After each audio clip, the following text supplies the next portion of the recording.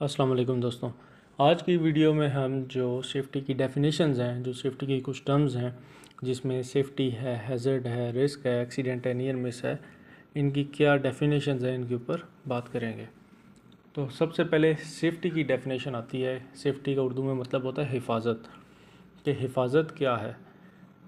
اردو میں اس کی یہ ڈیفینیشن ہے کہ ایسے حالات یا اقدامات جن کے تحت انسان، مشین یا ماحول کو بچایا جا سکے۔ مثال کے طور پہ آپ اپنی ورک پلیس کے اوپر سیفٹی ہیلمٹ پہنتے ہیں، حفاظتی تدابیر اختیار کرتے ہیں۔ ہیزرڈ یعنی کہ خطرہ۔ خطرہ کیا ہے؟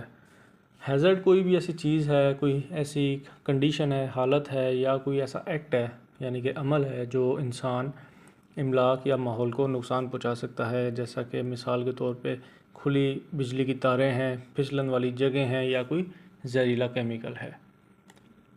رسک کے اوپر بات کریں گے کہ رسک کیا ہے۔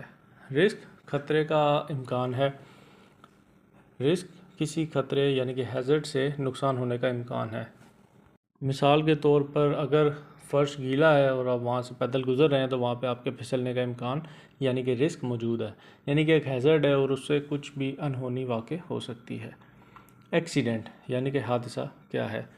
حادثہ ایک غیر متوقع واقعہ ہے جو انجری یعنی کہ چوٹ، نقصان یا موت کا سبب بن سکتا ہے، یا اس میں پراپرٹی ڈیمیج یعنی کہ املاک کو بھی نقصان پہنچ سکتا ہے۔ مثال کے طور پہ کسی ورکر کا کسی چلتی ہوئی مشین میں ہاتھ آ جانا۔ نیئر مس قریب الوقوع حادثہ کیا ہے؟